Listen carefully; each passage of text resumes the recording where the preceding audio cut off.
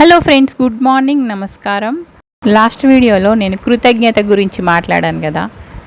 కృతజ్ఞత గురించి ఎంత చెప్పినా తక్కువే. మనం మనసులో నిలుపుకున్నప్పుడు అప్పుడు మనకు దాని ప్రభావం తెలవడం మొదలవుతుంది.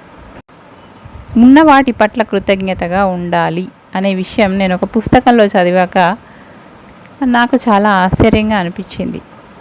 నిజంగా మనకు ఉన్న వాటి పట్ల కూడా మనం కృతజ్ఞతగా ఉండాలి కదా అనిపించి, అసలు ముందు మనకి ఏమున్నాయి, ఎప్పుడు మనకు అది లేదు ఇది లేదు అని మనం అనుకోవడం కాదు.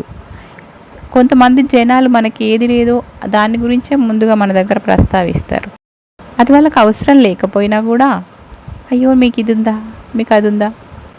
నా చిన్నప్పుడు నాకు తెలిసిన వాతావరణంలో కొంత చుట్టుపక్కల వాళ్ళు కూడా, మీకు వాటర్ ఫిల్టర్ లేదా, అయ్యో ఇలా, మీకు అది ముఖ్యమైనది అనుకోండి, కానీ మీకు గ్యాస్ స్టవ్ లేదా, అలా పోయి మీకు ఫ్రిడ్జ్ లేదా, అలా మాట్లాడుకోవడం నేను విన్నాను.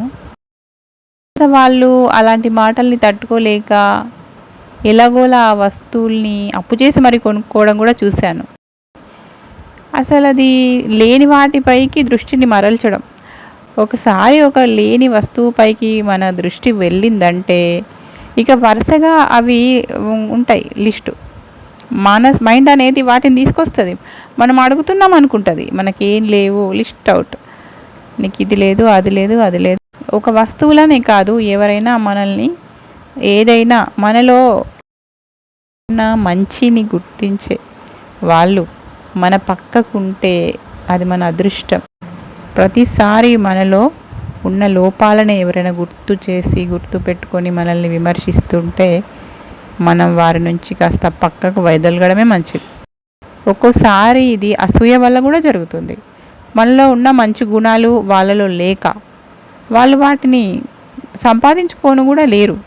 అందువల్ల ఇక వాళ్ళు ఓర్వలేనితనంతో, అసూయతో మనల్ని ఏదో ఒకటి అనాలని, మనలో ఏదో స్వల్పంగా అప్పుడప్పుడు వచ్చే గుణాన్ని, అంటే మనకు అప్పుడప్పుడు కొంచెం కోపం వస్తుండొచ్చు, దాన్ని గుర్తు చేసి వాళ్ళు మనల్ని బాధ పెట్టాలని, తక్కువ చేయాలని, లేకపోతే మనల్ని డిస్టర్బ్ చేయాలని చూస్తుంటారు.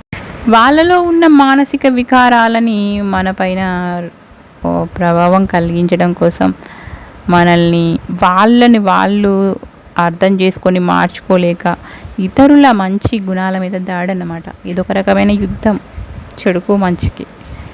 కానీ ఒక్కొక్కసారి మనకి ఏమనిపిస్తుంది అంటే, ఆ సమయంలో ఎవరికైనా నిజంగానే నాకు కోపం ఎక్కువగా ఉందా, కోపం అసలు మనిషికి ఉండదా, ఉంటుంది కదా. మనల్ని ఎవరైనా నిందిస్తే, బాధ పెడితే కోపం రాదా, వస్తుంది కదా. రాకుండా ఉండాలంటే అది కూడా సాధ్యమే, కానీ అది చాలా యోగులకి, మునులకి మేబీ కొంత సాధన చేస్తే మనకు అలవాడుతుంది.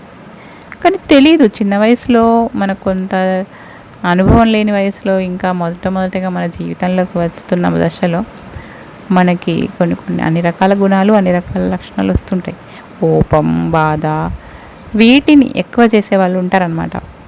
మనకి బాధపడే గుణం ఉంది అంటే, ఎవరైనా ఒక మాట అన్నప్పుడు మనం బాధపడే గుణం ఉంది. ఇది వాళ్ళు కనిపెట్టారనుకోండి, మనం మంచిగా ఏదైనా పని చేస్తున్నప్పుడు ఓర్వలేక మనల్ని బాధ పెట్టడం కోసం ఒక చిన్న మాట అంటారు. ఇంకా మనం వెంటనే దానికి స్పందించకూడదు అని మనకు తెలుస్తుంది. వీళ్ళు మనల్ని ఏదో అంటున్నారు, మనం దీనికి స్పందించకూడదు అని తెలుసుకొని మన పని మీద మనం లగ్నం చేయాలనుకున్నా ఎందుకో తెలియకుండా ఆ మాట మన మీద దాడి చేస్తుంది. ఎందుకంటే మాటకున్న శక్తి అలాంటిది. మాటలు బాణాల కంటే కూడా తీవ్రంగా గాయం చేస్తాయి. అందుకే మాట ఎంత ముఖ్యమైనదో చాలామంది చెప్పారు, గొప్ప గొప్ప వాళ్ళు. ఎవరైతే చాలా కఠినంగా మాట్లాడతారో వాళ్ళ దగ్గరికి వెళ్ళడానికి చాలామంది భయపడుతుంటారు, కఠినంగా గాయపరుస్తుంటారు మాటలతోటి, ఏ ఆయుధం లేకుండా. అంటే మాటే ఆయుధంగా వాళ్ళు మార్చుకున్నారు, కానీ మాట ఆయుధం కాదు, ఆయుధంలాగా వాళ్ళు మార్చుకున్నారు.